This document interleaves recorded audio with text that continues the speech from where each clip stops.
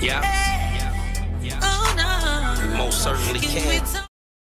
Welcome back, ladies and gentlemen. This is the Let's Have a Real Conversation podcast with Dashing D,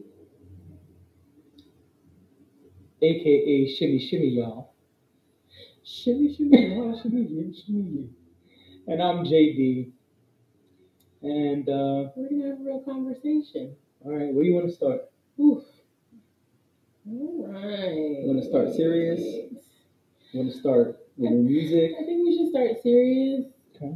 And you know, we can find ways to lift our spirits. You know, instead of ending on a somber note. All right, let's start on a somber note. All right. Well, rest in peace, Takeoff. Rest in peace, Takeoff.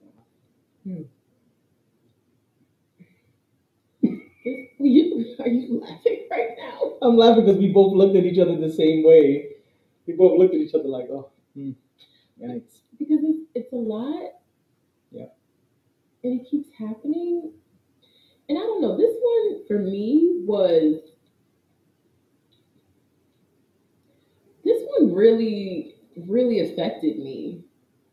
And I hate to say it, but between the death of public figures, the constant and persistent death of public figures, especially those who are either get killed by another person or die from some sort of overdose or self-inflicted death, and things that I've experienced in my own personal life, death that I've experienced in my own personal life, it's a lot. And sometimes I think I become numb to it a little bit. So I'm not normally in a state of like, oh my gosh, and like stressed about it. This one like really made me clench up. I woke up and got dressed for work and then just happened to check my phone. And the first thing I saw when I went on Instagram was BET remembers Takeoff. And I was like, what the fuck? No, that's from Amigos. It just, and I don't know, you and I had a conversation recently, I think it was off pod, where we were talking about how music, certain songs, certain albums, whatever it may be, like kind of puts you in a different place, right? Like you have this visceral reaction to music, and it you almost internalize where you were, what you were feeling, whatever. So I think maybe that's what it is with Amigos, is that while I'm not gonna sit here and pretend that I am the biggest Migos fan, or that I listen to their music often or anything like that, but I think the music that I do know and I am familiar with is like the ones that you just, no matter what you're doing, one of their songs comes on and you have a reaction to it. You want to dance to it, you want to sing along or whatever it is, rap along, however you want to say it. I don't know. And maybe it is because it keeps happening and it feels like it's happening frequently. Yeah. Where we're seeing a lot of rappers, specifically, not only them, but a lot of them are dying. And dying in this way, I don't know the whole story. I don't know if you want to speak to what happened. We know that he was shot. They were at a private bowling event. Quavo was there. I know that there was video released. I have not seen the video. I do not want to watch it. I'm not into trauma porn. I heard there was a video and I was like, okay, I'm gonna get off the internet for the rest of the day. Yeah. Well, first it was reported that he passed. And then it came out that this possibly happened at a dice game. Mm-hmm. And then there was a lot of mix-up, and so someone who was at the event, they put out a statement. Not a statement, but they DM'd a couple of publications and they showed proof that they were at the event. Mm-hmm. In the picture, they were right across from Quavo and Offset. So Offset was there too. I'm sorry, Takeoff. Takeoff. I apologize. Okay. Oh, so who are you, E-News?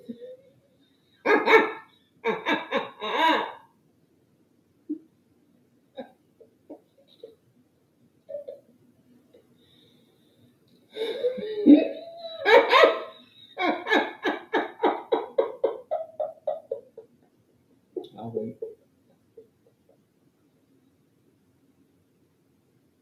You know that was a good one. Give me my props. Listen, Give me my props. E-News.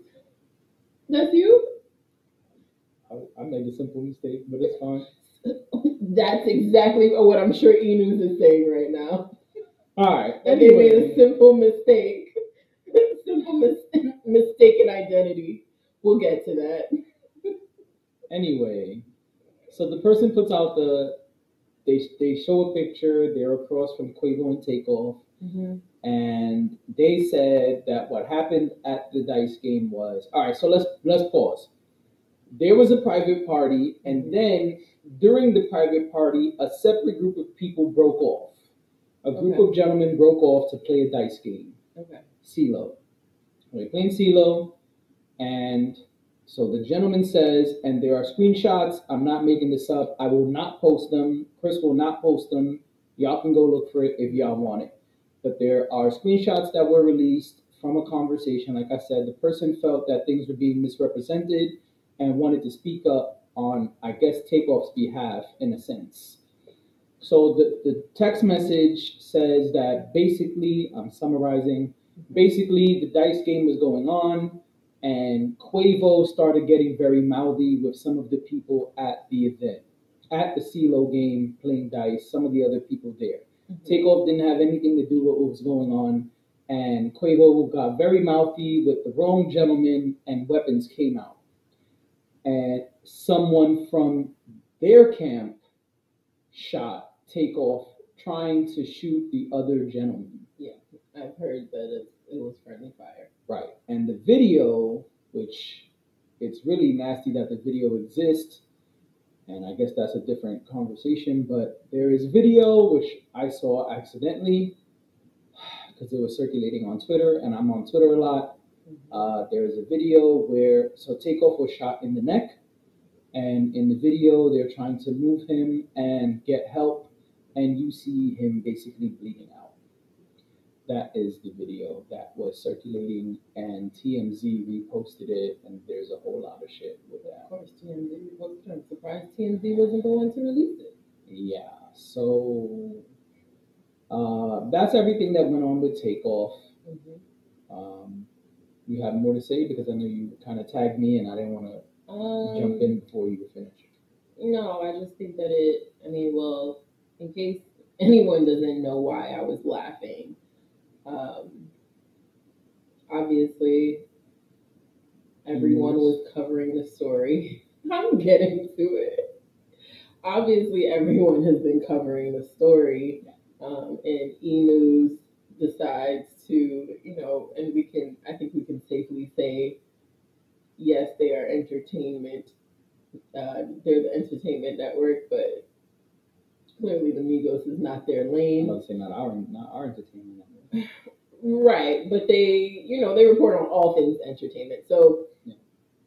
But clearly the Migos is not really their lane because apparently, in reporting Takeoff's death, they put up a photo of Offset instead. I didn't know that. Yes, that's why I was laughing. I don't want anyone to think that I was trying to make light of Takeoff's death at all. That truly did happen. And they've since been called out, by the community about it, as they should, because somebody said something that they thought was really simple but profound. Your one job in reporting is to just check facts first. And there's teams of people who get paid to do that over there. Who get paid to do it? All you have. And my thing is over here it's just me, you, and Chris. But right. They got whole staff, people on salaries. And photo of someone who died, someone famous who died, wrong. Yeah. I can't even, like, I could understand you getting a detail of the story wrong. But quite literally, all you had to do was Google, and that is it. Yeah. And his photo would have come up. Right. It's even easy, I think, because he's the one that's like least in the news. Yeah. It's not that hard. It's not that far fetched. And then you know what? Don't report on our shit then. That's the thing that gets me, and I know I get on my soapbox, but that's the thing that gets me. Like, y'all want to be in the mix? Then get it correct. Because if one of us or one of our major platforms had done something like that to one of their own, people would be pissed. Right. People would be pissed. Yeah, it was just those things are always annoying, but that is why I called you e-news, because that is actually something that happened this week. So yeah, I don't have a whole lot to say. I mean, you know, this could lead to a whole conversation about gun control and violence and why it is that people are pulling out guns at a dice game. But guns always come out at dice games. The real question is, why are multi-million-dollar people playing dice games in a place where they don't know most of the people? They were in Houston at a private party. No problem. But then when that separate group broke off, why'd you roll with them? You know what? I don't know that this is true, right? But I have a thought about that. And maybe I'm completely off. But this would be the thing that I would think. If you get so rich and famous that you live in a bubble, essentially. You kind of have to. Like, you always got to have security around you. You have to, you know, people are protecting your person because of the fact that the thing that you're selling, your job is you, right? Whatever that means, whether you're a rapper, whether you're an athlete, or a list of things that people become. I would imagine that, especially for some dudes from the hood that just are used to just doing really regular ass shit and then became famous and hardly ever get to do regular shit, probably just want to do regular shit. You don't have that luxury. I'm not saying you do. That's where my question comes. I'm not saying you do. What I'm saying is that's how that happens. I would think. You don't have the luxury of doing it, obviously. We can see that. But I'm not saying that I agree with them being there. I'm just saying I think that's where it comes from. I think that sometimes these people probably crave normalcy. But they could have played CeeLo at a private event they put together. They could have hollered at many of the other celebrities they know who they're cool with. Going to a party in Houston where you're not from and getting mouthy at a dice game, no, it's not odd if you're a celebrity. I mean, if we were top tier celebrities, who knows? Jay-Z might call us right now. Hey, come down to so-and-so. We're having a party. I'm sending the jet. No, I guess I mean it's odd, like breaking off and going and hanging, like. Oh, the fact that a dice game started? Yeah. No, clearly you're in the hood. But I guess what I mean, the part that I'm saying is odd is, okay, given the fact that you are rich and famous, blah, blah, blah, the same thing I'm saying, but a different side to it is one would think you know better. That's what I'm saying. Yes. One would think you know better, and so you wouldn't do that. And that's why I'm saying that's odd. But at the same time, I'm saying I think that's why they do things like that. I think it's kind of like, okay, I just want an hour of regular shit.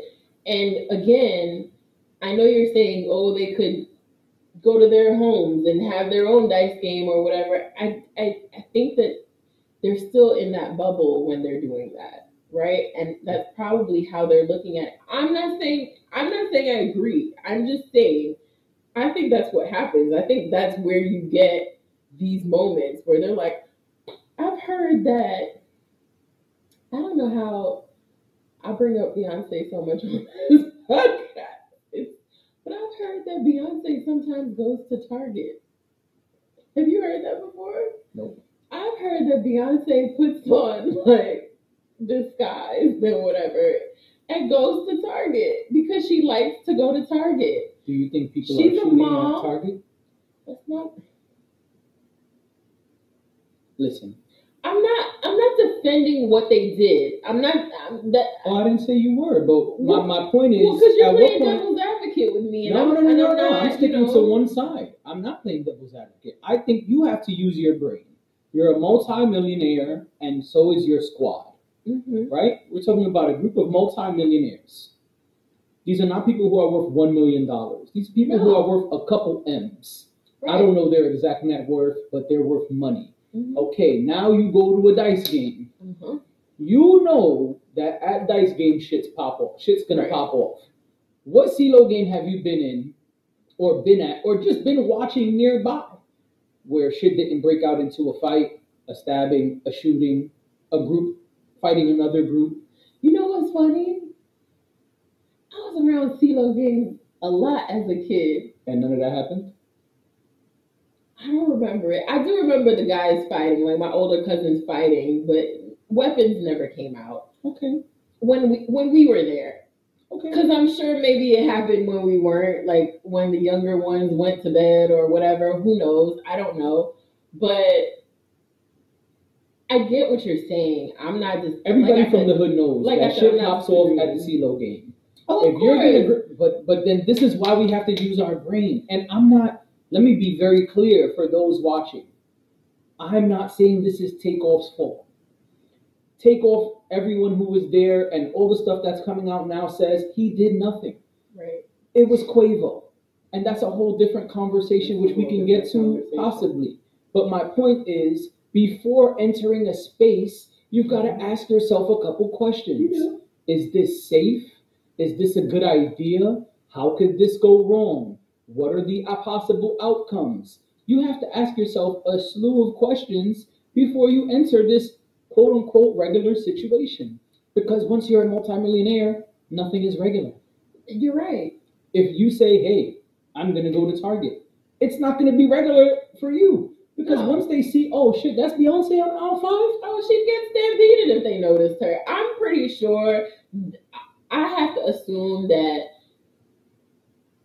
with the Beyonce thing, the store is probably in on it. Her people make sure that it's a safe environment. They probably sweep the store before she even goes in. Like, I assume that I only use the Beyonce thing because just to point out that I think all of them crave some sort of normalcy, doing regular things like going and shopping in the store that everybody else shops at for your kids or whatever. And that's totally understandable, but a dice game is not a normal situation. CeeLo usually ends in some kind of violence. You're right. So knowing that, because you are from the hood, this is the wrong normal thing to do. Right. You want to go to the Nike outlet? It wasn't normal, but then you said it was normal. But it is normal, yes. I'm saying when you're a multi-millionaire, okay, the Migos came from the hood. That being said, they know what happens at CeeLo. Of course. Now, what I'm saying is not normal is when you're a multi-millionaire, the quote-unquote normal shit is no longer normal. You're right. So I'm now responding to your point of people wanting to do normal things. You want to play CeeLo? Hey, cool, great. Call up some of your friends. Have it in an environment where people are walking through metal detectors. There's 100,000 ideas I could probably sit here and come up with, but we don't have that kind of time. My point is, we as a people need to start using our brains. Number one, you're a multimillionaire in a dice game. That makes zero fucking sense. Number two, you're a multimillionaire in a dice game in another city that you're not from. That makes no fucking sense. That to me is odd. Number three, you went to a private party and decided to break up with a group of strangers, or mostly strangers, because it wasn't like it was mostly their crew, during this party. Doesn't make sense again.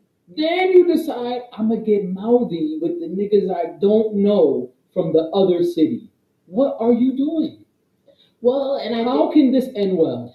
And I think the other side of that. You ever went to somebody else's house and talk shit? No. You know why? Because you start some shit. Yeah. Yeah. But I do think that perhaps the thought process was, and again, this is not me trying to make a justification. This is just me trying to make sense. But maybe there is a false sense of security. Oh well, you know, we the rich, what they call themselves, young rich niggas. Okay. But that makes it worse in my opinion. I'm not saying whether it's good or bad. I'm just saying that it is very possible that it was like, oh well, we're amigos. They're happy to be here with us. Ain't no shit gonna go down. That's the wrong way to think about it, right? But maybe that's the way they were thinking about it. That's the wrong way to think about it. I'm not making justifications. I'm not making excuses for them. I am simply trying to understand what would make you do that. You know? Beats me, but there was a lot of things that went wrong.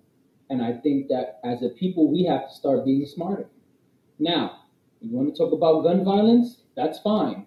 We see more and more young, black, talented men dying from gun violence. We talk about P&B Rock like a month ago. This is a lifestyle where people live fast and die young, but it should not be that way. And once again, this is why we have to think when we enter environments.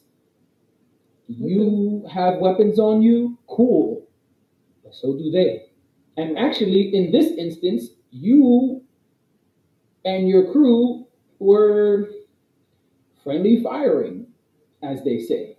So that's a whole nother conversation. So yeah, guns are bad. Cool. Not gonna say that I agree, but I understand the mindset that guns are bad.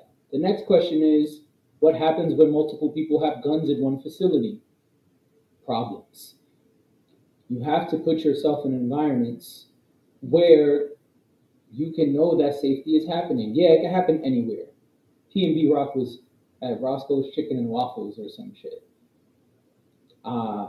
Not somewhere where you expect to get shot and killed. Yeah. A lot of this is coming from random gun violence. But if you know that that's happening, that should make you more aware, not less aware. Yeah. You have to think about the type of risks that you're taking. Gun violence is crazy right now. Yeah. We are dying at a rapid rate. Young, black, talented men are dying on a weekly basis. It's crazy. But then we gotta be smarter. Yeah. And what happened to fistfights? I know this whole on-site shit is the thing now, but what happened to fistfights?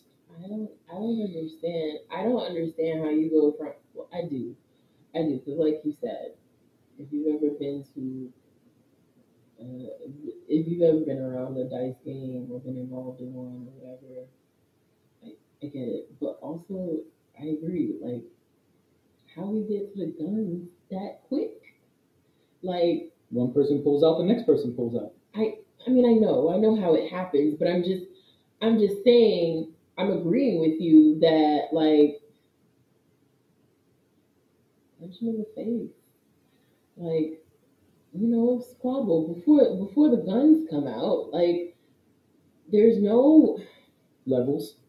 None. Because that's what it used to be. It used to be like talk shit, fist fight, maybe somebody gets jumped, maybe a blade comes out. That's what I was thinking. And then the gun is like the last resort. The knife comes out first. Nobody want a gun charge. The gun is like the last resort. I mean, I fought a lot as a young guy.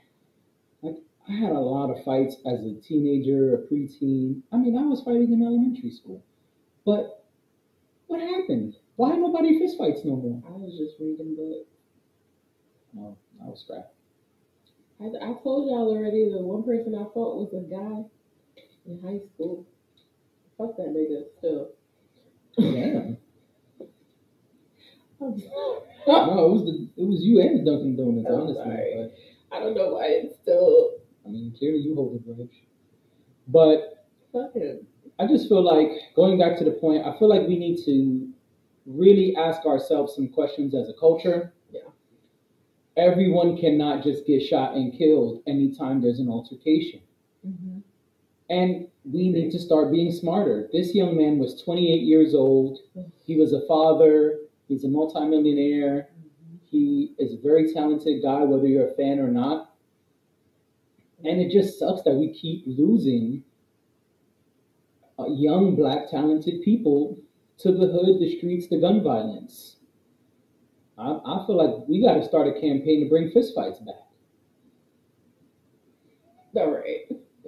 What you prefer to hear? You prefer to hear on E News? Hey, JD got his ass kicked by another local rapper, And then they put up a picture. and then they put up a picture of you. Can you imagine?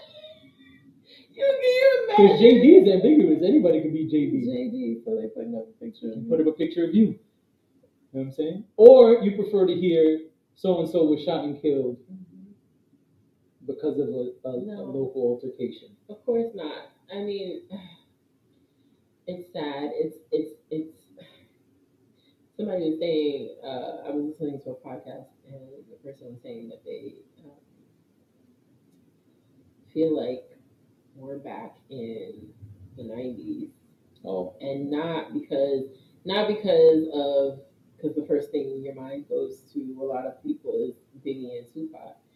And they were like, not necessarily because of that, but we were living in a time where like you would turn on the TV and it would be on a Monday and it would be how many people got shot and killed over the weekend. Like that was a thing for a while. And it feels like we're back in that territory. That's what Dre said. I spoke to Dre, and Dre was like, yo, this shit feel like when I was coming up. He said it felt like late 80s, early 90s when Big L got shot randomly, and, Easy-E right before that, and it's just... Then it was Big and Pac. He was like, in the 90s, cats were just dropping. He said, I know Big and Pac were like the big ones, but there were a lot of cats that were regional that because there was no internet, you didn't really know about it. Until later on, or you just didn't hear about it, but cats was getting killed on a regular basis. And I think now it's been amplified because they have this send the Addy and we'll be there shit. They have this on-site shit, and it's weird. I didn't even know. Did you know there was a guy in Miami? People don't even get jumped. People don't get jumped. No, like. Did you know there was a guy in Miami that said, if you're on Instagram or Twitter or something, there's another, I don't know the rapper, Dre was actually telling me. Shout out to Dre. Shout out to Dre. He was telling me that some guy in Miami, I guess he's a rapper down there, he said to the other people, if you want it, here's my address, come get this heat. Meaning fire from my weapon. And they went to his house and killed him. First of all, stop sending. This is what I'm saying. Wasn't there a time when Seppi the Addy was like just the same? I'm on some Superman shit. I'm trying to be in the Fortress of Solitude. Don't nobody know where my shit is at. That's what I'm saying. You might need like a really different wardrobe to get there. Like in a matter of speaking. Now it's like literal. It's a literal. On-site and send the Addy are for real. And when they get there, they're firing. It's not like, hey, we outside, come down and fight and fist fight. Yeah, I know somebody who says on-site a lot, and she means it. She definitely whenever she pulls that out of her bag of tricks, I'm like, ooh, okay. So I'm not gonna be there whenever you see this person because. Yes. I don't know. It sucks. Yeah. It sucks. I hate that this is where we're at. I feel like I say that every week. Every time it's happening so often. But it's like, I don't know. Like I said, it struck me for multiple reasons. And it's like, is there not another way? Is there not, like, do you not value? No, we don't value life. Where you clearly, I was just about to. No, I'll say it straight up. Well, what I was gonna say is, do you not value your own life? No, we don't value life. To kill another person, you have to, on some level, know that that is ruining your own life too. We don't value life. This culture is valuing life less and less by the minute. Fuck the day. I don't know. Because you gotta think, to tell you, hey, come to my house if you want this heat, you don't give a fuck about life, period. How is that gonna end in any good way? I don't get it. I don't. Here's my address. If y'all really want it, come get it. How would that end in a good way? Holler. See, even Google knew. Yeah, I mean, my question is, how could that end in a good way? It can't. And that's the thing. All of this on-site, send the Addy, and everyone carrying weapons, it's not ending well. We don't value life, and that's the problem. Yeah. I think we have to really sit down and really ask ourselves as a culture some important questions. I want better for us. And as an individual, you gotta ask yourself certain questions. Like, yeah, I get it. Roscoe's Chicken and Waffles, okay, yeah, not your fault. Some of the things that have happened, some of the people who passed, they were where they were supposed to be. Sure. Right. I don't. Wasn't Nipsey Hussle outside of his store? Yes. Like, I don't know. I know that sometimes we try to explain and make sense of certain things, and yes, there are certain situations that you could avoid, but in a lot of them, like, not talking about what happened with Takeoff. That was a very specific type of situation. But a lot of these things that happened, whoever that was gonna find these people wherever they were.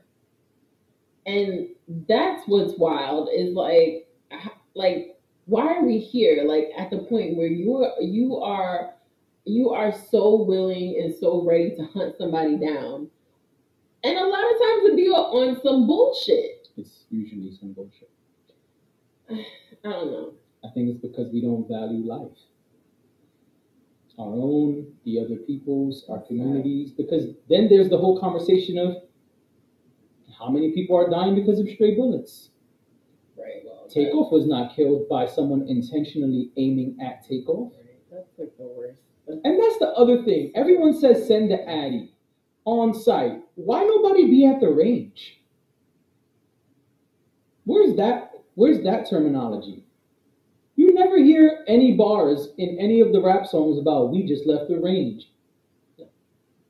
Or went to the range, a lot of targets. There's no witty bars about being at the shooting range. People like to go to the range, other than people who actually like shoot for a living, or like regular people who are thrill seeking. But if you're gonna have the on-site mentality, shouldn't you be practicing that? Yeah, but they're not thinking about that. They're just thinking about shooting guns. They don't care about perfecting their craft. But then that's what I'm saying. So we don't care about life, not ours, not the ops, quote unquote, not the communities, because mad people are also dying from just stray bullets. Yeah, the only people I know who go to the range are like regular ass people who are like, ooh, it sounds cool to shoot a gun. Which is a whole different conversation we don't have to get into, but right. That is, I mean, maybe I'm wrong about that, but those are usually people who, oh, you guys want to go to the gun range? I just feel like if you and your peoples are all walking around with guns, perhaps you and your people should all be going to the range. Because, man, I mean, you ain't even gonna hit your target. Y'all just spraying up whoever. That shit is whack. Like, yeah, and I think there's a whole rabbit hole we could go down with why that doesn't happen, but we don't. That would take us all night, and ain't nobody got time for that. Nobody got time for that. I'll say this, unless you have something else to say on the issue. Mm-hmm. Rest in peace, Takeoff. Rest in peace, Takeoff. And prayers and love to Quavo and Offset. P. And their family. I mean, everybody and their that whole family. Well, I was just about to say their family, their Yeah. friends, whoever's close to them and connected to them. Because not only did he die, but to have to stomach the way he died, I know what that feels like. Yeah. And that is not easy to stomach at all. No. So my hope for everybody would be that they somehow find peace at some point after this has happened. That's really it. And I hope that there's a day, we get to a day where we don't have to have these conversations about what we should be doing and how it could have been different. I think that things happen, right? But I also think that you're right, and sometimes things happen that we could have totally prevented. Yeah. So that would be my hope. But yeah. No, I ain't got nothing else. We can move on. All right. You want to keep it serious or not, or you want to move on? I mean, if we're already being serious, Okay. we might as well keep it serious. Talk about our favorite guy.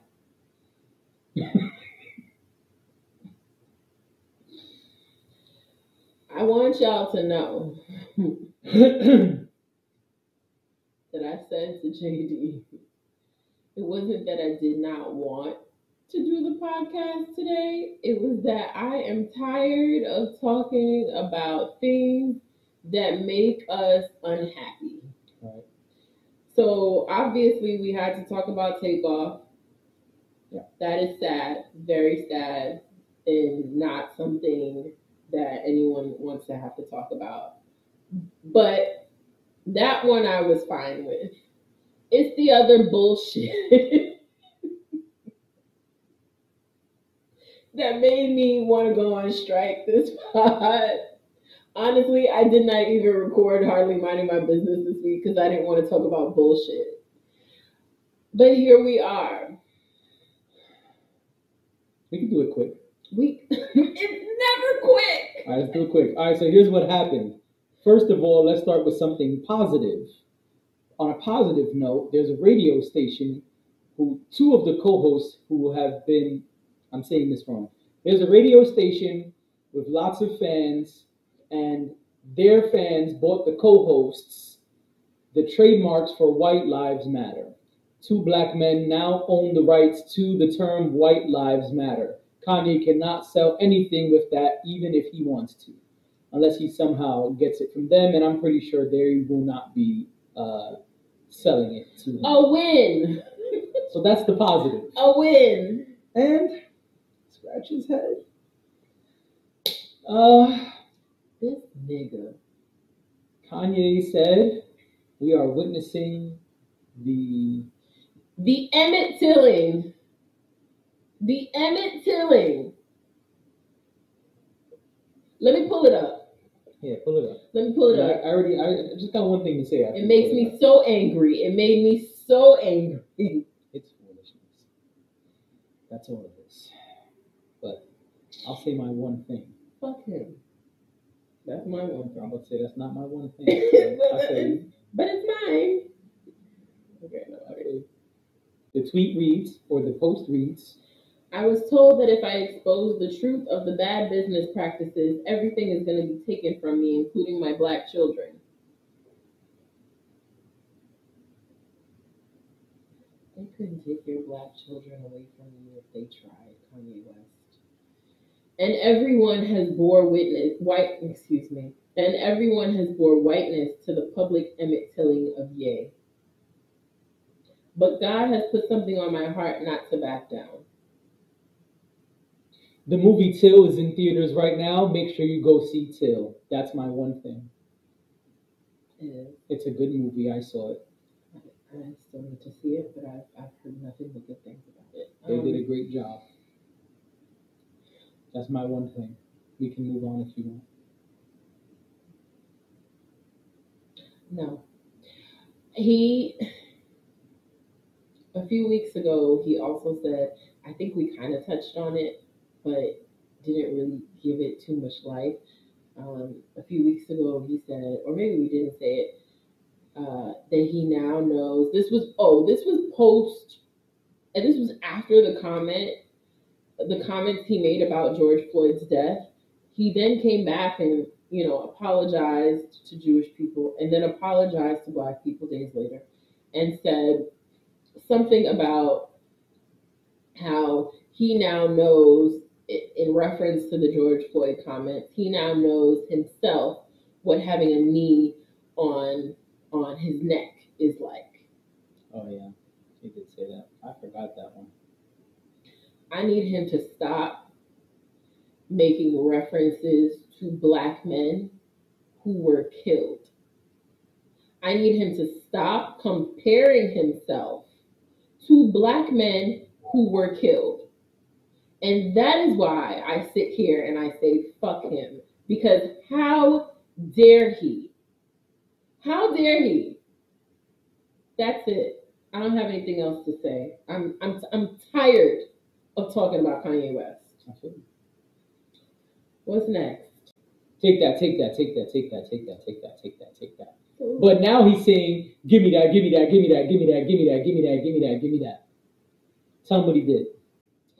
According to the Wall Street Journal, Sean Diddy Combs is set to buy cannabis operations for up to $185 million. If approved by regulators, the deal could create the nation's largest Black-owned and licensed cannabis company. Yep. That's huge. That is huge. That's huge. Diddy ain't playing. I mean, yeah, that man is about his money. Facts. Honey.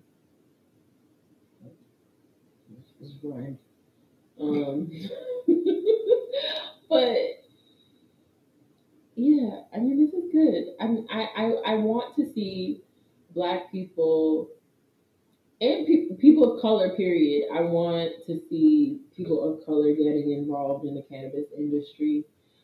I think that we all know that the original street pharmacists were largely Black and people of color. So I think at this point, now that cannabis is legal in so many places and will eventually be legal on the federal level, we have to still know it will happen at some point.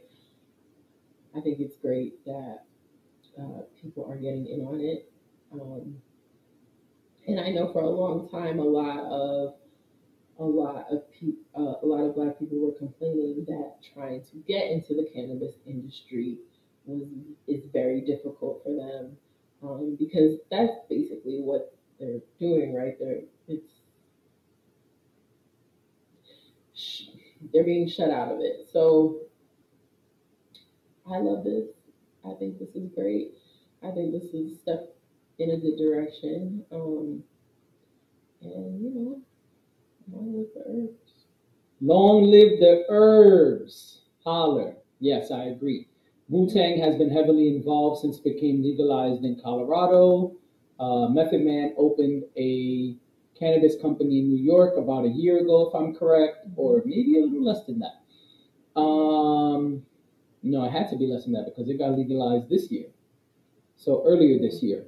Jay-Z also is a major shareholder in a cannabis company as well.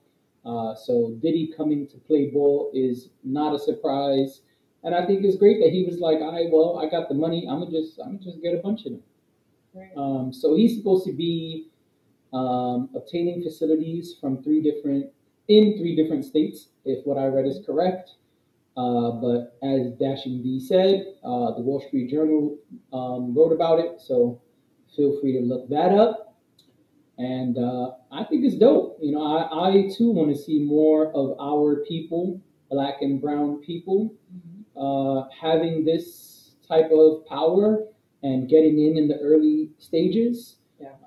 Because then, you know, years from now, we'll have hopefully a real stake in the game. Yeah. You know, and we can say, yeah, you know, they say a lot of times the people who get there first are the people who really thrive later on. And so I think that's great. Oh yeah, and the game, because it's been legal in Cali for a minute, the game, this was years ago. I want to say like 2018. The game said he also was an investor. Okay. Not in a company, but in the distribution facilities. What are they called? Dispensary? There you go. Thank you. I was like, it's not distilleries, that's alcohol. I'm like, I can't say distilleries. Yeah, no. Yeah. Dispensary. Yeah. So Game said he has invested in dispensaries. Good Lord. I'm gonna need a shot or something. Game has invested in dispensaries in Cali as well.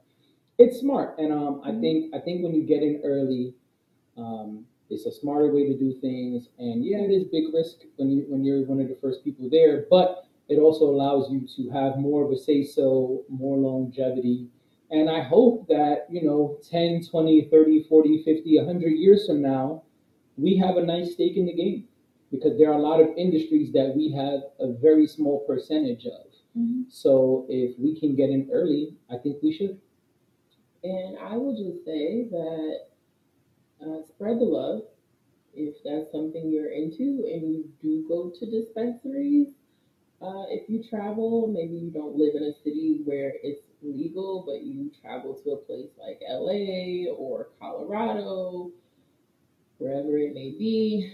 Yes, we want to support people like Diddy and Jay-Z and Method Man, but also make sure you're, you know, checking out where the black owned or black and brown owned dispensaries are, because and they might not be a whole lot of them, and they might be in obscure areas, but if it's something that you can get to, definitely support them and keep them open, because you go to a place like California and there's a dispensary on every corner, but that doesn't necessarily mean that we're represented in that number. So, but they're out there. So definitely look for them.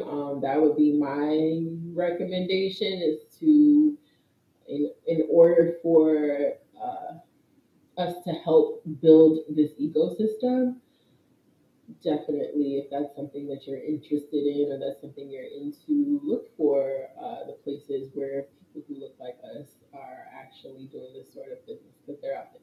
That was a good recommendation, a good suggestion. I didn't even think about that. Good job. Thank you. And I totally agree. Yeah. Even really white places like Boston have. Well, I've done some research on this, but even places like that, you can absolutely find, dispensaries that are owned by people of color. So check that out. All right, new music. New music, is that? Oh, we are flying through this pod. The lightning round. Oh my goodness! All right, new music, yeah. All right, there's a lot. Well, you wanna start with? You want to start with hip hop? You want to start with R&B? Then we have a lot of R&B on the list. Start with R&B. So we actually haven't. You're gonna leave that for last? Well, I figured. Okay. You want to do it now? No, we can leave that for last. All right, great. Okay. So we haven't really spoke about new music in depth in a while. We've kind of just covered the quote unquote bigger releases. And so we thought that it would be cool to kind of go back and show some love to some of the people that we have heard music from and we think are doing a good job, and people that we're fans of. So one of the people that I realized we did not speak about was Ari. Ari Lennox dropped. Yeah, Ari Lennox dropped an album in September, if I'm correct. It's November, and we haven't spoke about Ari. I know. How could we not speak about Ari? We are Ari fans over here Let's have a real conversation. So, yeah, Ari put out an album. It's called... I'm trying to get the title right now. It's called ASL. If I'm correct. It is called ASL, you're right. So Ari wanted to show, show her age, you know what I'm saying? Sex, location. If you know, you old. You know. If you know, you old. Those were, what a time. And she explains it on the album. What a time. What a time. That was the thing. When you met somebody online, you just ASL. That was it. Age, sex, and location. Man, let me tell you. I'm saying, if you ain't like the answers, you just sorry. Next. Yep. Or you leave the chat room. That's it. Yo, chat rooms were my shit back in the day. I just said day. We'll get Chris to take it out. Anyway. Chat rooms. Honestly, I catfished somebody once. All right, we're not going to talk about that here. You can, if you want to hear about how Dashing D catfished someone, head over to her solo podcast at Hardly Minding My Business. I only did it once. So, but it carried on for a long period of time. Anyway, age, sex, location. What a wonderful album here. No, I don't want you touching my plant before it falls apart. You know it's not real. Anyway, Ari dropped an album. Mm-hmm. It's a solid album. I've heard it a couple of times. Definitely some cool joints up there. I mean, I don't know if y'all agree. Mm-hmm. I don't know if Dashing D agrees. We haven't really discussed it. But I got a lot of Erykah Badu vibes from this album, which I really like. I like that Ari, I don't want to say switched up her sound, but I feel like she kind of gave us a little bit of a different flavor on this album. She did. And I enjoyed it. I know one of the songs that's really popular is the one with her and Lucky Day. It's actually not my favorite song on the album, but I know because of who he is and what he's got going on, a lot of people have flocked to the record. I kind of agree with you. I actually don't love the features. I enjoyed Ari by herself. Ari is dope. I love the sound of her voice. I like that she can, flex it, but also keep it, down when she's trying to hit certain tones. It's a very smooth album, and I don't really have many skips. Like I just let the album rock. Yeah. And you say Erykah Badu vibes, and Erykah Badu is my queen. As a matter of fact, as we sit here, we can see Erykah Badu. She's on my wall. When I say she's my queen, that's the truth. I don't have it like right here. It used to be here, actually. You might want to put that. Just saying. Just my suggestion. I have fun plans for this wall. Eventually, we'll have art behind us, but Erykah Badu will stay here because I like to be able to sit here and see her. She's my queen. She's like up on her throne. Y'all can't see it, but she's here in a big afro. She looks beautiful. It's like a little drawing of her. Anyway, as she often does. Yes. If you follow me, I post her a lot actually.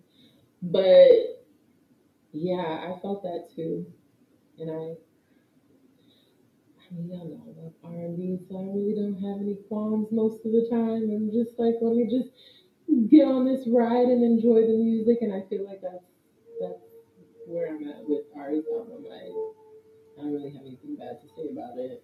Like I said, I don't care for they're not bad, the songs with the features, but I prefer her by herself. Some artists are just that way for me. I understand. But love it. I don't have any complaints. I would recommend. Take it away, JD. All right. So Division dropped a new album. This is their second solo album, third solo album, if I'm correct. I don't know what counts as an album and an EP. I did not start listening to Division as soon as they formed, so I could be wrong. But the point is, Division dropped a new album. It's called Working on My Karma. Very, very different type of music for Division. There's some old school R&B up there, some new school R&B up there. Division is pushing the limits of their vocals. At least I think so, anyway. Mm-hmm. And they sound very interesting on this project. They have some very cool tunes up there. I believe, I could be wrong. If I'm wrong, I'm sorry. But I believe it was executive produced by Jermaine Dupri and Brian Michael Cox. They were in the studio with them. That was posted a bunch. And they have a song with Jagged Edge up there. That's a cool tune as well. Definitely a good song. But there was also a little bit of controversy on one of their songs. It was actually the first single from the album called If I Get Caught, which Jay-Z tweeted, and you know we don't get that too much, but Jay-Z tweeted and said, I will allow them to use what they want to use. I will clear the song Cry sample, but I just want to go on record and say I do not agree with this shit. And that's because the hook says, if I get caught cheating, that doesn't mean that I don't love you. And one of the things I think is really funny is clearly whoever wrote this song was watching Eddie Murphy Raw, because they say the same thing that he says in his song. In his film, Eddie Murphy Raw, they say, if you're going to let one little fuck, that's all listen, then we got bigger problems. And that's from Eddie Murphy Raw, 1987. Good year. Great year. A star was born. There is something to be here for these kind of moments, because there's no dresses here now. I'm gonna have to bring a prop. I'm just gonna, next time we pod, I'm just gonna put the leopard coat next to you so you can grab onto it when you Maybe I'll start caressing the pillow. Yeah. It doesn't have the Use same the pillow. It's not the same vibe, but we'll see. I'll come up with something. Anyway, yeah. So Division's album is good. If you're a Division fan, if you're a fan of them, check it out. You're a fan of cheating and getting caught? So okay, here's what's interesting about the project. So the album is called Working on My Karma. And so there are a lot of things that tie to the title. Mm-hmm. And someone said that he's telling they, because Division is a group, that they are telling a story on this album. I don't agree, but I see why they said that. That's what another podcaster said. I don't agree that they're telling a story, but I do understand why they said it. What I will say is a lot of things tie to the title, and I also like that. I like when artists put out projects and you can see how the title connects to the music. It's creative. It's creative, and it makes the title make more sense. If you call your album Sitting on a Couch and don't shit have to do with a couch, it's a little weird. Well, it's kind of like, okay, so Chris Brown has an album called Royalty. We all know that Chris Brown's daughter is a royalty, but then you listen to the songs in the album and they're clearly not about his daughter, except for one. Are they about him being royalty? Like a king or something? No, it's not a double entendre. It's just that his daughter was like born around that time or something like that, and so he called the album Royalty. But that's also the album where he, I forget what the song is called, but where he yells out Ferrucci. And and even the title track sounds more like he's talking to a woman he's been with than his daughter. I only bring that up to say I think you're right. There's a lot of times where we get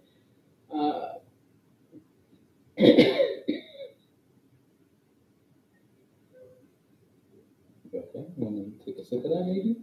Okay. There's a lot of times where we get things that are not cohesive. Yeah. Where we'll get a title that seems kind of cool and interesting, and then we'll get songs that seem to have nothing to do with the title. And I mean, I guess it depends, right? They take creative license. Whatever they decide to do is fine. Right. It is what it is. But it is nice to see. I love to see something that's packaged well, and I think that's what that is. I think when you're thoughtful about your album cover or your album art, whatever visuals are associated with your album, because these days it's not an actual physical CD, but whatever visuals are associated with your album, the title of the album, the titles of your songs, how one song strings together with the next one. Yeah. A lot of times these days we don't really get that way. A Right. lot of things are disjointed, especially with streaming, where people can kind of just put out random tracks and then a year later decide I'm gonna do an album and I'll throw a couple of these on this album. Yeah. So it is nice to see something like that and have it all make sense. So here's my question regarding this song. Is Song Cry Jay-Z's most used song? Or most referenced song? Because we got an entire album from Rihanna because of it. So we got an entire album from Rihanna, Good Girl Gone Bad.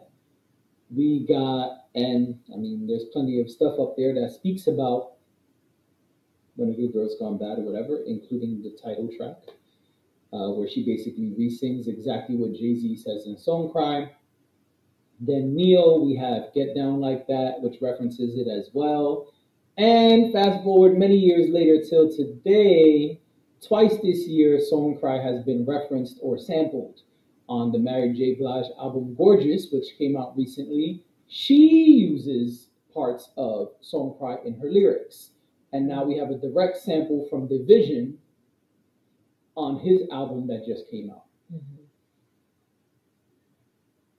I mean, that's pretty dope for Jay-Z. That's what I'm saying. Is that his most used song? I think it is. I can't think of a song that's been used so many times and inspired so many other things from Jay-Z. Are they sampling Jay-Z or are They're singing it? They're re-singing his words, okay, or using his line to create another song. Okay. Division is the first one to actually sample him. Everyone else has re-sang the words. I say re-sang weird because technically he rapped it and they're singing it. But yeah. I think it's funny that he tried to distance himself from If I Get Caught. Because, he has gone through his own public lashing already. That's why he got to let it know, like, listen. Like, I love my wife. All right, I don't want no smoke. We're happy and just dressing up as stuff for Halloween. Proud family. That man probably had no interest in dressing up like the Proud Family. Sometimes you got to do what white people do. Yeah, this is what you want. Oh, you want, and then you're going to dress up like two people.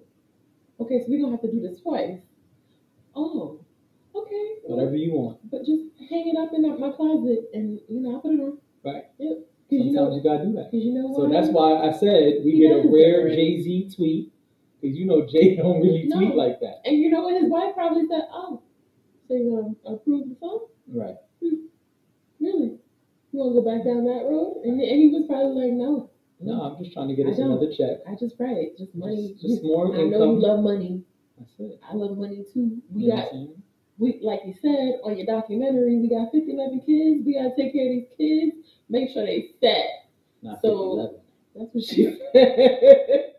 So I remember when the Homecoming doc first came out. I don't remember who said it, but somebody was like, Beyonce, you do not have 50-11 kids. Don't they have like 3 kids? They have 3 kids. She was like, I got to get home to my 50-11 kids. And I remember, I don't know if it was a podcast or what, but I remember somebody being like, girl, you don't have that many kids. Right, she made it sound like she got a Tribe Called Quest at the crib. Yes, but, Anyway. Yeah, so Hov approved it, but he made sure to say, I will approve the sample, but I do not agree with this shit. I do not approve. My point is, and I guess it's a question, I am a big Jay-Z fan. I can't think of another song that has either been referenced so much been reworded or reused or inspired so many things from Jay. Like I know the Annie sample is popular. A lot of people quote the Hard Knock Life thing, or it's inspired other songs. But I mean, this is an entire list of songs that have used his exact words or a fragment of the song lyrics to create something else. So I'm curious, can y'all think of another song that is from Jay-Z's discography that's been used this much? I can't. And so I'm just curious, is this the song that's been used the most? If so, does that make it Jay-Z's greatest song? Do you think that's Jay-Z's greatest song? I can't choose one greatest song from Jay-Z, but I'm just curious, does that make it that?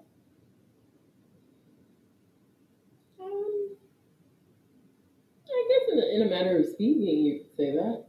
I don't know. I'm asking. I don't have an answer. I'm not looking for a specific answer. I think it's interesting, and I think it's really,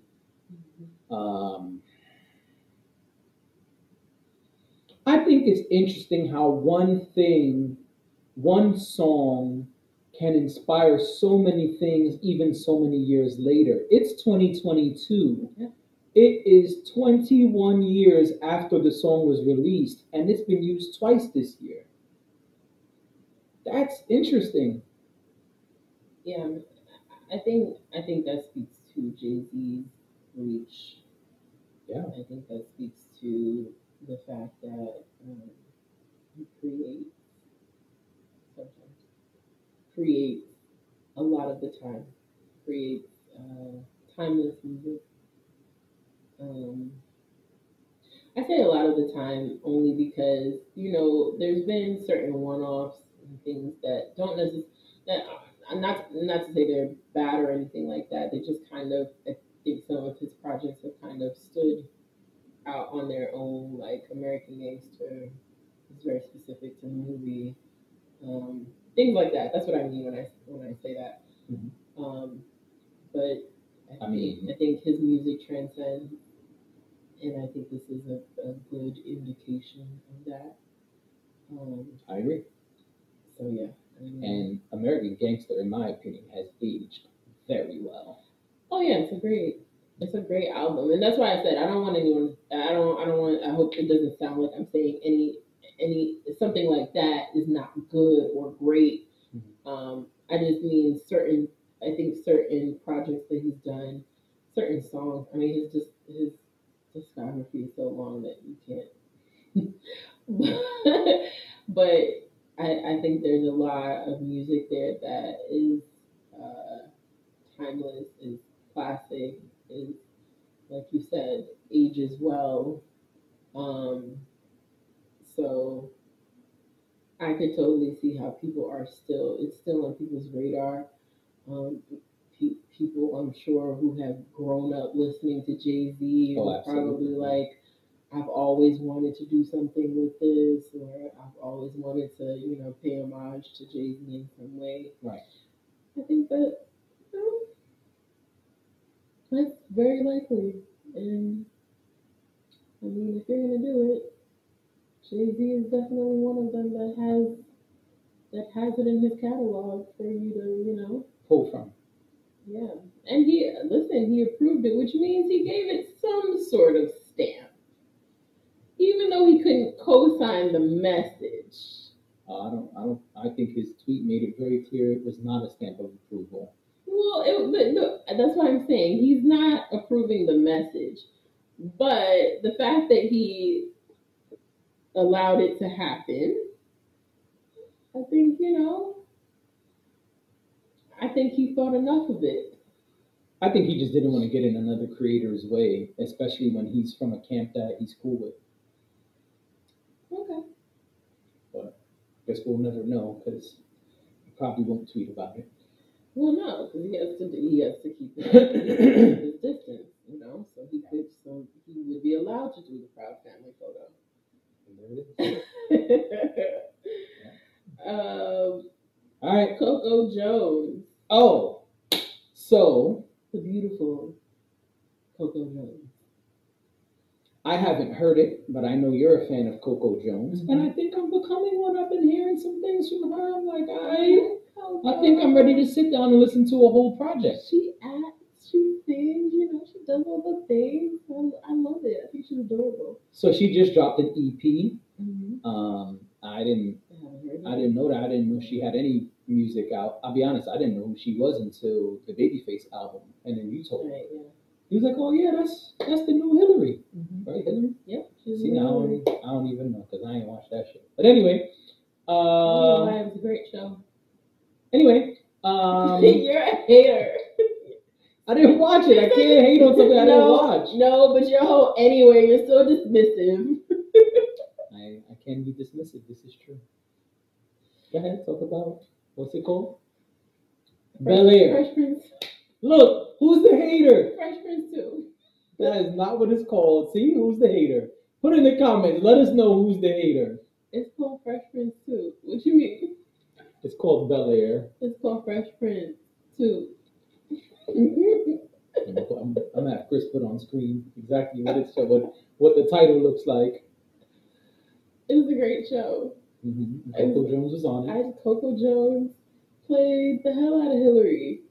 First of all, the show is like the characters reimagined. So the Hillary Banks, you know, because you haven't seen the new one, the Hillary Banks you know is not the Hillary Banks Coco Jones played. Yeah, I heard this was a darker, reimagined version of Bel Air, which is more street, more black, both visually and in its essence, and that they did basically everything different. Yeah, it's a completely different show, which is why I was able to appreciate it. I think if they had tried to create the same show again, which is what people are doing a lot of these days, yes, I think it would have been terrible. But they didn't do that. They completely reimagined the characters. I think the only character that is truly that close to the original character is Will's character. They made it a lot more street in that I think they showed us what we never saw. Yeah, that's what I heard. But even Uncle Phil and Jeffrey, they were saying were like, yeah, it's completely reimagined. Like Uncle Phil doesn't necessarily have a job that's like that far removed from what he was doing, but he's doing something different. And Jeffrey is a lot more involved. Yeah, Jeffrey's his right-hand man, they say. Jeffrey's his right-hand man instead of... I was listening to a podcast that basically broke everything down the whole season. They did like a whole review. Viv is still creative, but instead of being a dancer, who also she had another job, like I guess that was less creative. Yeah, wasn't she like a professor or something? Yeah. Yeah. So, but on this one, I forget what her job is, but instead of her being a dancer, she's an artist. I think she's either a painter or something like that. And she's actually trying to pursue that. But yeah, the character Carlton is like, yeah, Carlton is like the villain of the show. I heard. People hated him too. Like if you went on the internet, listen, and that's a good job. Yeah, I say that all the time. It's a well-written show, right? That's what that means. When you watch something, you're like, ooh, I really like this person, or I fucking hate this person. That means the writing room did what they were supposed to do. They did exactly what they were supposed to do. They made him out to be the villain, but then they also figured out a way to kind of make you feel bad for him, right? Sympathy for him. Yeah, that's what I heard. But yeah, it's Coco Jones. Ashley. Oh, good. Well, Ashley is Ashley has an interesting storyline as well. Mm-hmm. Coco Jones as Hillary. Again, she's complete. She's an influencer, no? She's an influencer, yeah. But she's very different in terms of her energy and drive. Yeah. She's very much about her business as opposed to being ditzy and airheaded. yes, she's not that. Yeah. They lean into the Hillary and Jazz. Like, you just gotta watch it. You just gotta watch it. I don't want to tell the whole show, but it was actually really well done, really well written, and I'm actually looking forward to season 2. So Coco Jones is releasing music. Yes. I've heard some things, and I definitely want to hear more. I don't even know the name of the EP. I just know she put out an EP. Oh, let me pull it up in my trusty Apple Music app. They did not pay us for ads. Sure did. And should have. Look at that. There she goes. What I Didn't Tell You. That's the name of the EP? Yep. 7 songs.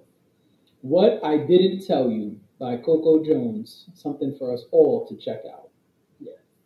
And we'll report back because I'm curious about it. Well, if I had known, I would have listened to it before the pod. That's all right.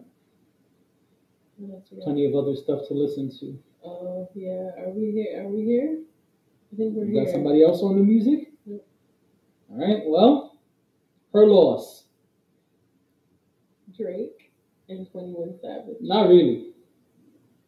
Okay. Okay. It's a Drake and 21 Savage album. I'm just telling the people what it is. Oh, I know. Not really. I'm being a jerk because it's not really a Drake and 21 Savage album. It's a Drake album. So another podcast spoke about how there's a podcast I listen to where there is a person who loves to cut other people out of music. They go into their iTunes and timestamp and edit the music. You never knew you could do that? Why would you want to do that? Well, for example, when God Did came out, they cut it so they only have Jay-Z's part and renamed it Hov Did.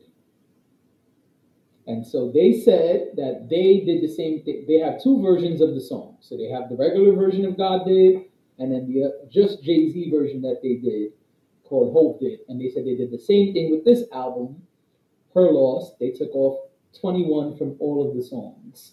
So it's only Drake. I say that to say this. Shit to do. This person is very happy to tell us when you listen to their podcast that they do this all the time. That being said, they created a second version of the album where there's only Drake. And I say it's only a Drake album because they gave us some very interesting numbers / statistics. Who has time to go and modify people's albums like that? Who? A podcaster who doesn't have a 9 to 5. Okay. So the album is an hour and 6 minutes or an hour and 16 minutes. The point is the album is an hour and 46 of the minutes are Drake. Mind you, there's one song that is only 21. Is that true? I mean, I listened to it a couple times, but I didn't even notice. We'll get to that. You didn't notice that most of it was Drake? I mean, no, I didn't notice that there was so little 21 Savage? That there was only, because you're saying there's only one song where 21 Savage is on his own? Oh, yeah, the timestamp song. 3 a.m. wherever. 3 a.m. in Glenwood. How did you feel about that? I know you like. I thought it was cute that he did that. I thought it was cute that he's like, okay, you could do a timestamp song. Go ahead. Right, because you know Drake. That's his thing. He flipped it on us. The real timestamp song is Middle of the Ocean. I heard it twice, y'all. I can't wait. I know you are. So, okay. How did you feel about this album? Me first. You first. All right, first of all, I would like to say to Drake fans, you're welcome. Because apparently Drake is pissed off about what he is calling the techno album. That wasn't a techno album. I thought it was a dance album. He mentions it on the album. He said, people asking me why I did a techno album. He don't know what he did. All right, well, that's another conversation. And you know what? Honestly, never mind. Correct. Well, he's upset from the feedback of that album. Clearly, he mentions it on this project more than once. Mhm. And I want to say y'all are welcome. From me and the rest of the people who trashed the album, didn't like the album, didn't listen to the album, didn't put respect on Drake's name. The people are saying that Drake is back in full effect, and he came with. Oh yeah, people are very excited. They said Drake came to rap. Maybe. I mean, I listened to a podcast. They did about 45 minutes about this album, and every other line they were pausing and saying, "Did you hear that? Do you know what that means? Do you hear the entendres?" Yeah, I heard him. I heard him too. Yeah. So what I think about the album is cool. It's nice to hear Drake rapping again. It's nice to hear Drake doing all his melodic shit that he does. It's 17 songs. So good. Yeah. It's 17 songs. The first song I probably would repeat is track number 9. The controversial one? Is that the one? Yeah. Circa something? Mm-hmm. Mm. Yes, I found it interesting when I looked at JD's Insta story and saw that the most controversial song on the album is the song that he posted. Sometimes I'm controversial. I said, oh, that's the type of energy we're going into the pod with. I just wanted to be a little controversial. Right. I honestly, when I posted that, I thought people were going to DM me like crazy. And I thought so too. Not a one. Nobody said anything. Nobody said a word. Okay. But speaking of saying a word, the word bitches on this album about, what was Beyonce said? 9/11? How many kids you got? 50-11 times? It's on this album about 50-11 times. Good Lord, they say bitch so much on this album. Wow. I use the word bitch in my lyrics too, but holy mackerel. They say that shit a lot of times. Oof. There was a lot of bitch on here. Especially, I was taken aback, especially because Drake claimed on the album he was a feminist. And I know he was being sarcastic, but wow. Right, because what is the line when he called himself a feminist? Pull up the line. Oh, I know it already. He said, I spent $500,000 on you hoes. I'm a feminist. He said it. I ain't say it. That's a Drake lyric, not a JB Nero lyric. Drake?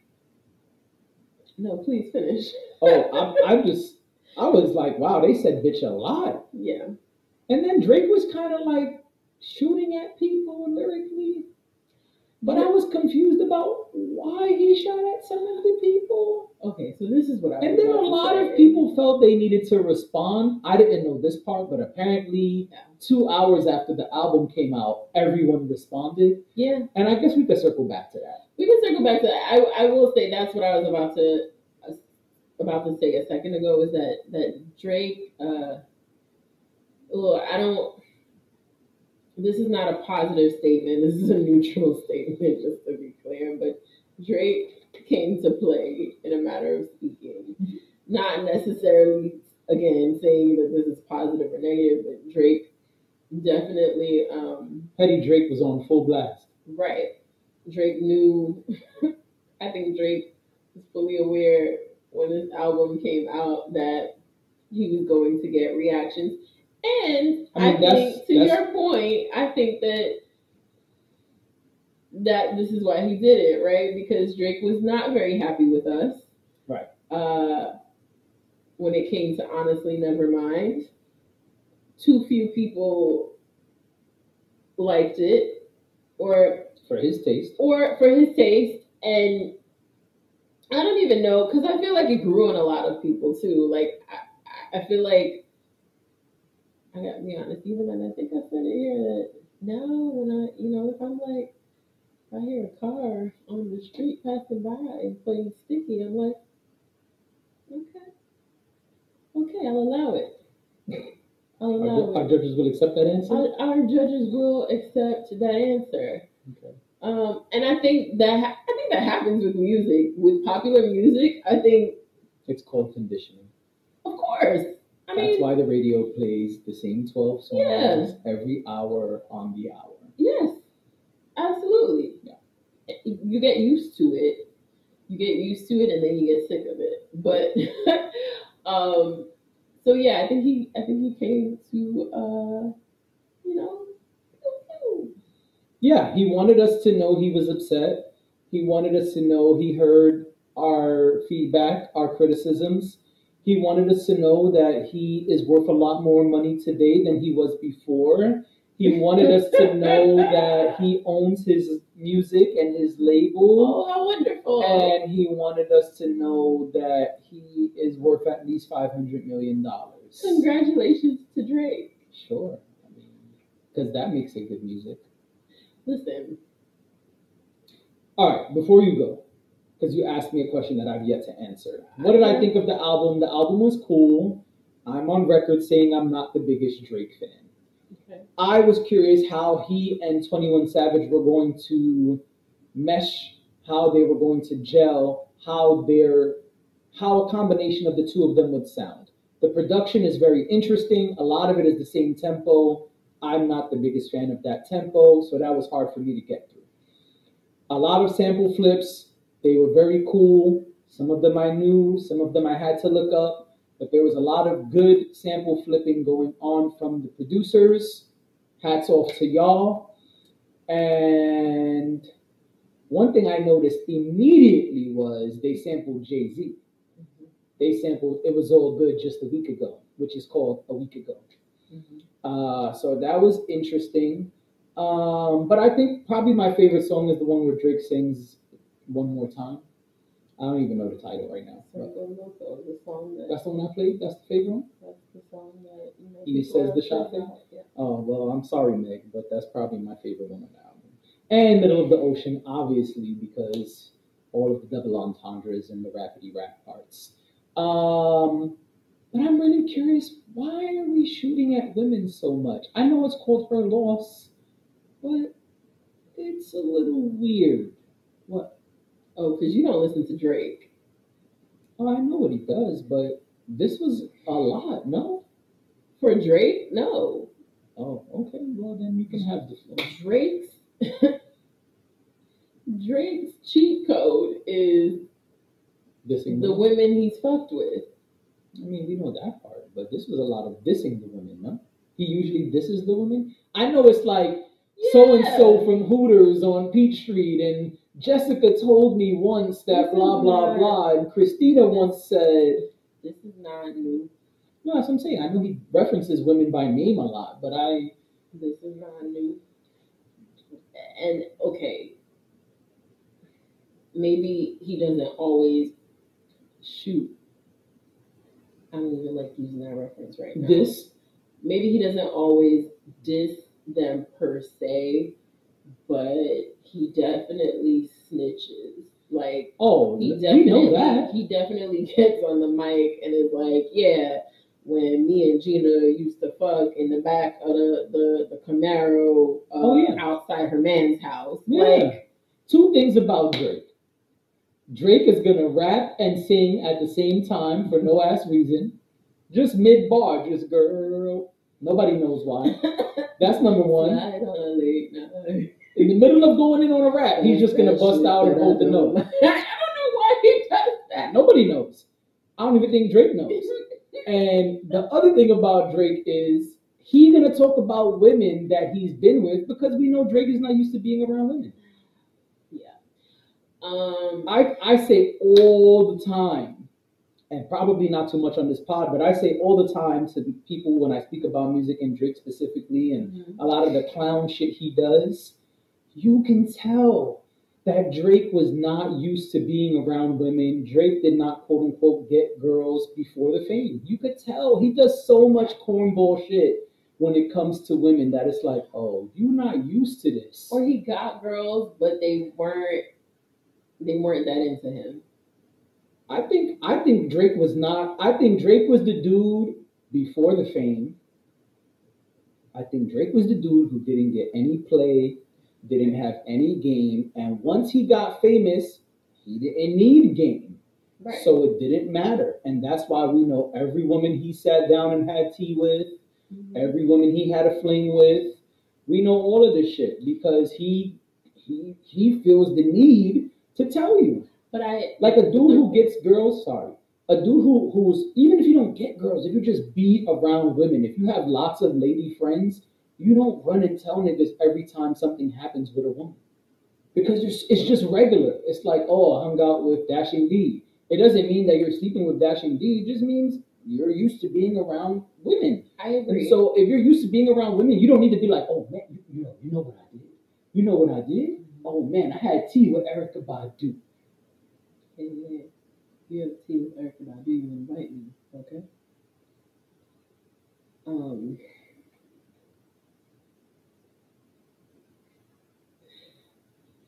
Listen, the only reason I say that, I think there were women before the fame, and it depends on what you mean, because he also was Jimmy on Degrassi before he was, Drake.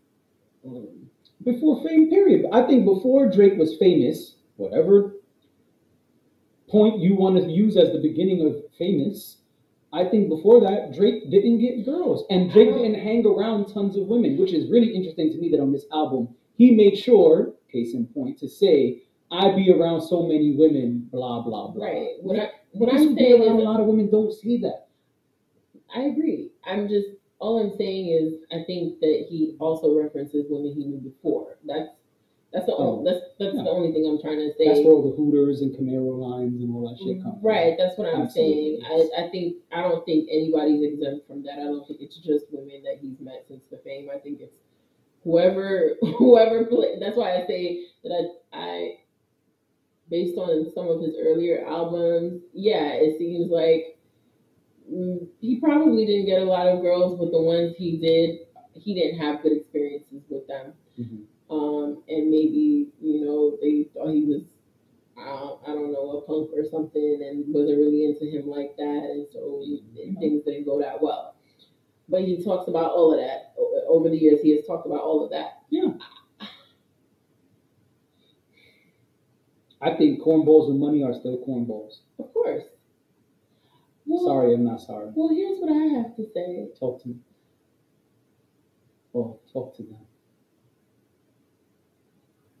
I have a confession to make. I'm sorry. You love this album? No. Oh, I thought that was a confession. My confession is that I think that my fandom, and I don't mean that in an extreme way, I just mean me being a fan of Drake, I think it's over. I don't care. I try to care. I listen to it, then I listen to it again. I also think that the sound is very much 21 Savage's sound, whether he was on it a lot or not. Okay. It reminded me, I've not listened to a lot of 21 Savage, but the one song that I kept thinking of as I was listening to the album was A Lot, and I believe A Lot is a 21 Savage song, right? I think it's Travis Scott's song. Really? Yeah.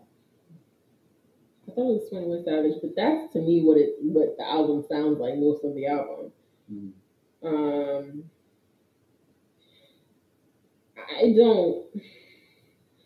I don't think I care anymore about what Drake is doing. Mm-hmm. I'm not excited by it. I don't care. And again, I try to. It is 21 Savage. I tried to. Oh, A Lot is 21 Savage? Yeah. I was looking up something else. Yeah. I just didn't. It didn't really, like. Maybe I need to listen to it again. A third time? Or fourth, whatever it is. Woo! You heard it 3 times? But it hasn't landed for me yet. It's still somewhere up there. It's still somewhere up there. I mean, I don't know if it was because part of me, when I started listening to it, I was listening for some of the references that I knew about before I got there. So maybe I was just a little distracted. Um, Maybe it's because I was reluctant to engage with the album at all because of the Meg stuff. I just didn't feel like dealing with that. Like I said, I didn't feel like dealing with any bullshit this week. Um, I will say that the same song, controversial as it may be, I like the flip. So I like that they used that sample. I thought that was really interesting. Yeah. That's the first song I heard that I was like, oh, I'll play this again. It was like, that was the first one for me. It's like, it's a pop sample. Yeah. It's just different. Yes. I know we're probably gonna get shit for. I don't care. All I've got for y'all is truth and sarcasm.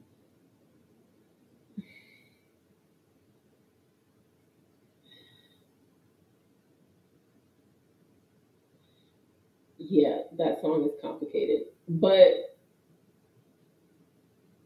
and I really don't want to go down that.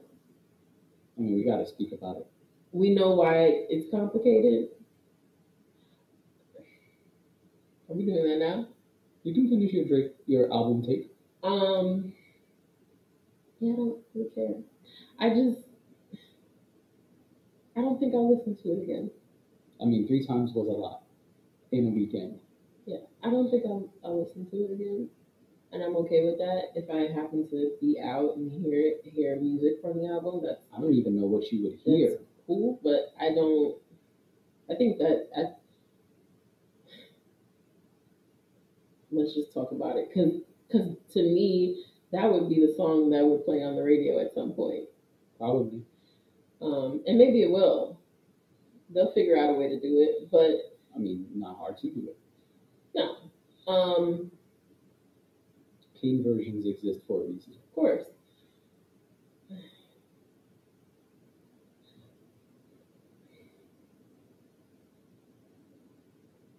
So he called her a liar. He said people lie about shots, which is a double entendre. He used the word people or bitch. Oh, I'm sure he said bitch. He's probably said bitches lie about shots. The double entendre was Meg being shot and women lying about not having ass shots. Seeing this stuff written out is hilarious to me, but he says, this bitch lie about getting shots, but she's still a stallion. She don't even get the joke, but she's still smiling. That's what he said. So that's the double entendre. The double entendre is women are lying about getting ass shots, but they still look good. And of course, a Meg diss. What do you think about that? I don't understand why it's there. The same way I don't understand why we're calling people's husbands groupies. I don't know what's going on. But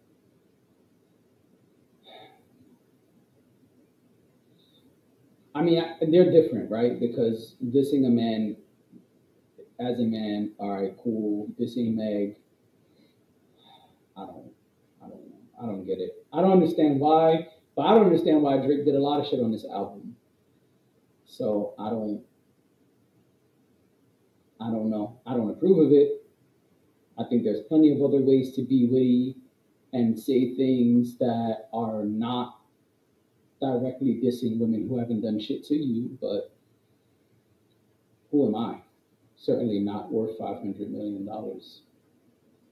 Yeah, but that's exactly why he doesn't have to.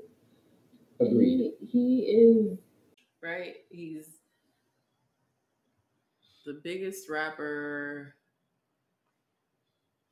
Artist.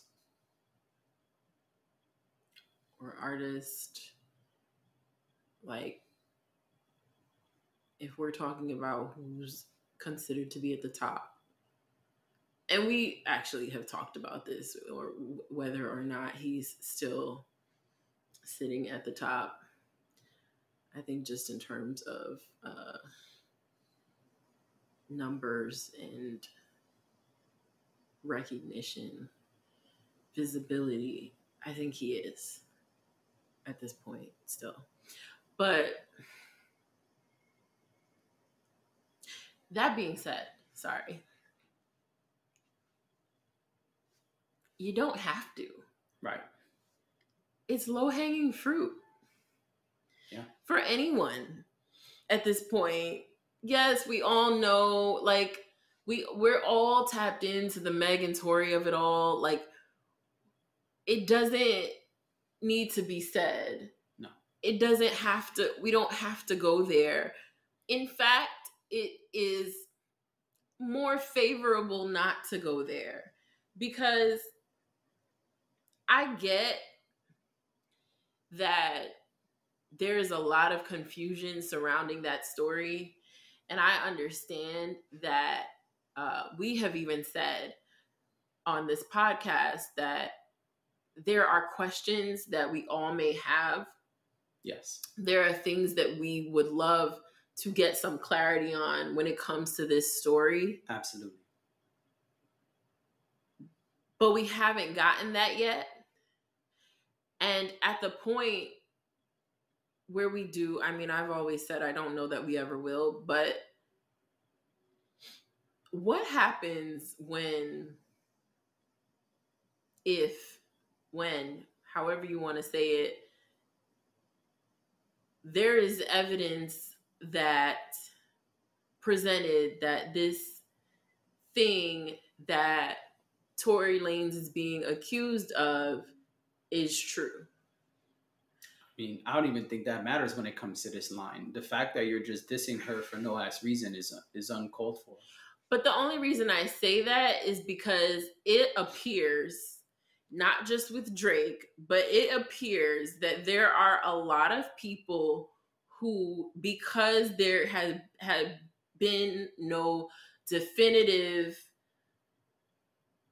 one way or another resolve with this, that people have either decided to forget that it happened, pretend it didn't happen, or publicly say, listen, I still fuck with Tory, or I still support this person. There is nothing that has proven that he did the thing that he's being accused of, so he's all right with me. And I'm not saying that's what Drake said. In fact, I think it's even worse that the line only includes her and says nothing of him. But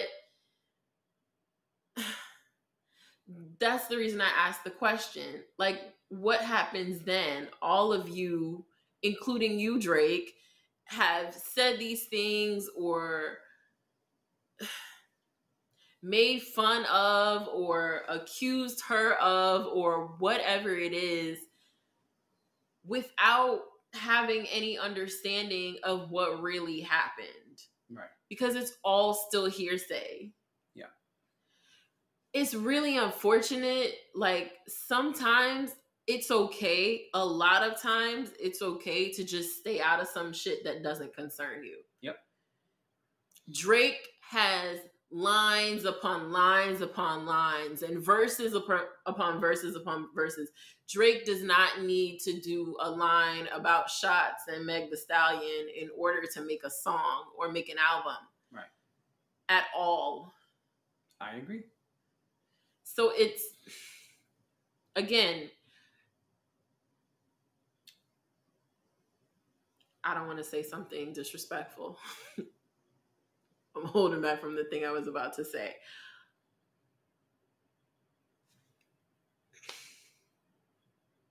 I'm I just feel like it's a bitch move. I feel like it's a bitch move. I don't understand it. I don't know why it's necessary. It's not necessary. I would say it's not necessary. And I think that Drake gets in his feelings about a lot of shit. And sure, we talk a lot about how we don't want to really see people beefing and tweeting at each other and all types of shit like that. We would rather see them put pen to paper. And, well, I guess nobody puts pen to paper anymore, but you know what I mean? Yeah. We would rather see it in the music. But this shit has nothing to do with him. It was just unnecessary and distasteful. And then... honestly. And then leave that woman's husband alone.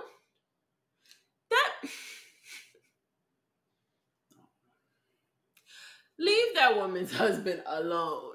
Like, pick on someone your own size. And the only reason I say that is, I mean, fuck with the rappers. Like, y'all fuck with each other all the time. Y'all say things, whatever. Like, leave the lay people alone. The people that have nothing to do with this shit. That man don't have nothing to do with Drake. Don't want nothing to do with Drake. Because you used to fuck with his wife years ago. Like, Drake, really? Yes. Like, that was a line you've been saving up for how many years? And you finally got to use it? I don't know. I just don't understand. I understand, but it's like, okay.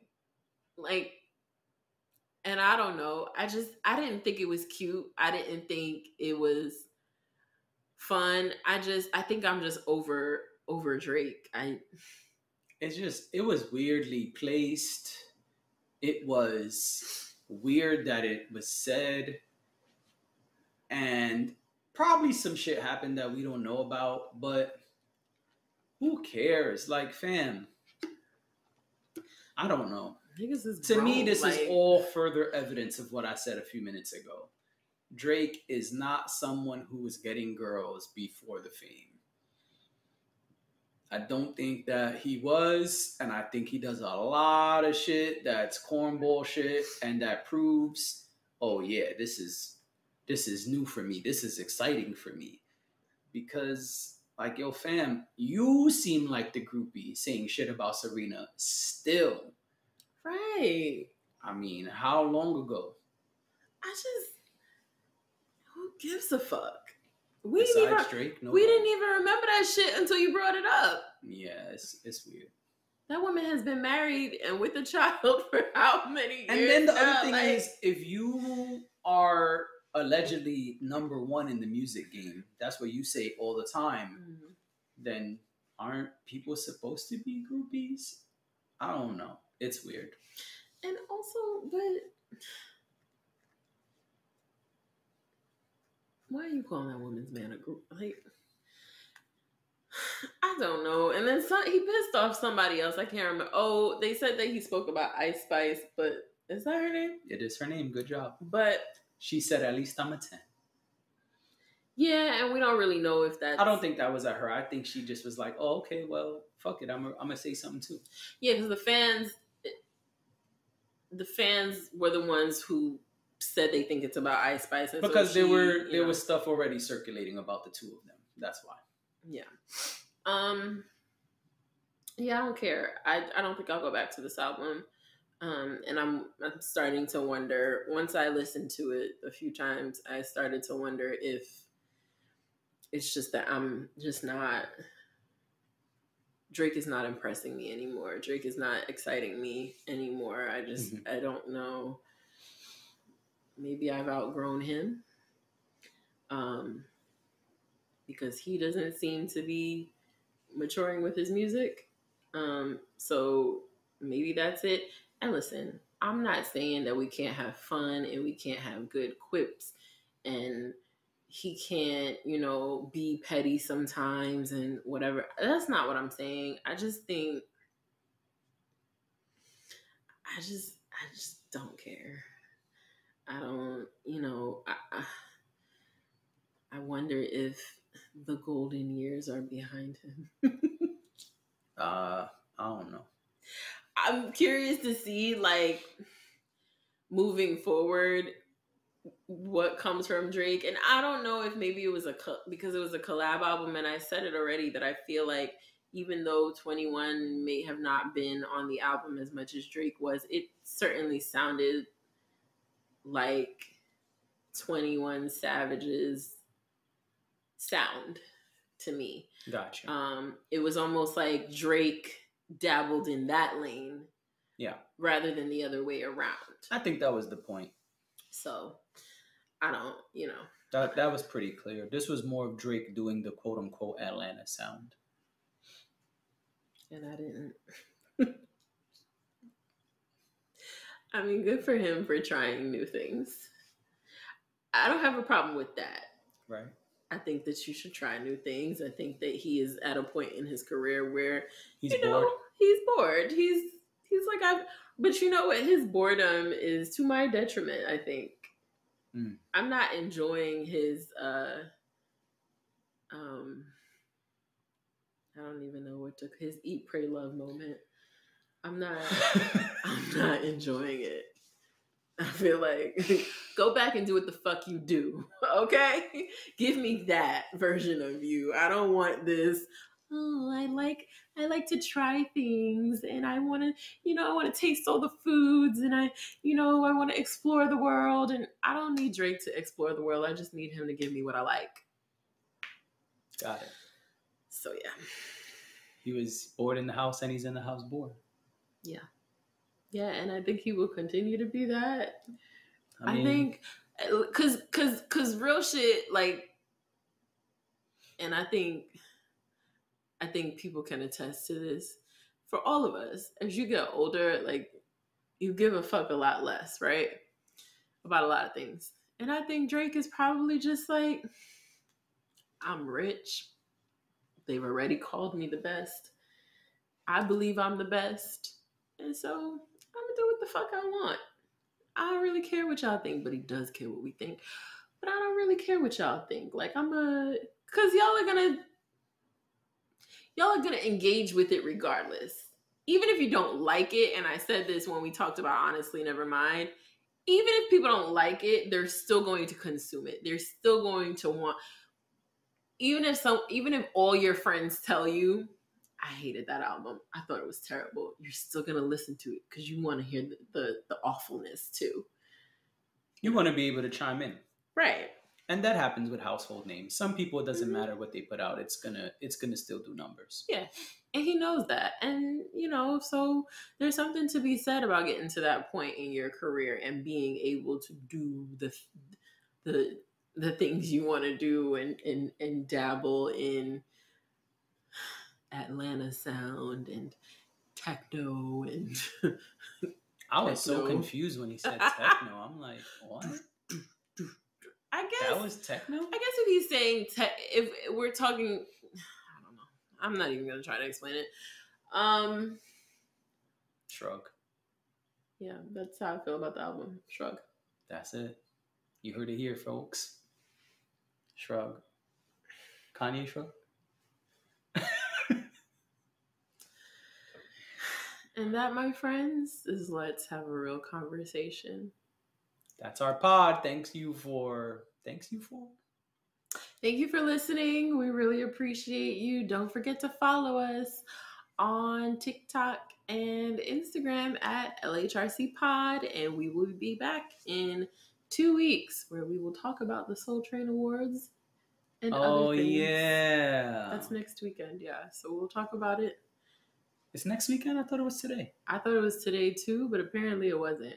Did they change the date because someone caught COVID, like the fake album? No, I think it was always November like 12th. They did with this album? No. I just want to know real quick. Oh, we forgot to talk about that. Real quick, I just want to know how many times Drake's going to keep lying to y'all about COVID?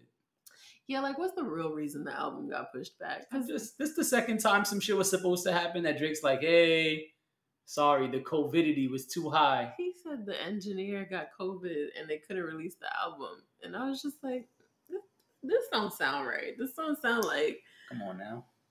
This don't sound like what really happened, but okay. I just want to know how many times you're going to let him lie about COVID. Maybe I need to start lying about COVID. Next thing you know, he's going to say, the OVO owl has COVID and they just can't. That's the next one. You know? The OVO owl catches COVID. Who knows what might happen? Or not happen. That's it. Where is Drake set to perform next? Somebody's getting COVID. That's it. Anytime Drake don't want to do some shit, just Somebody got COVID. Sorry. COVID. Yeah. We're going to have to skip next pod. Chris got COVID. Yeah, if Chris gets COVID. Definitely no pod. Because who's going to get the coffee? All right. Clearly, we can't survive without it. It's just... Hey, at least there was no yawning this episode. Oh, I did yawn. Oh, damn. I did it once. I tried not to, but... couldn't help it? Could not help it. But, all good. Anyway, we'll be back in 2 weeks.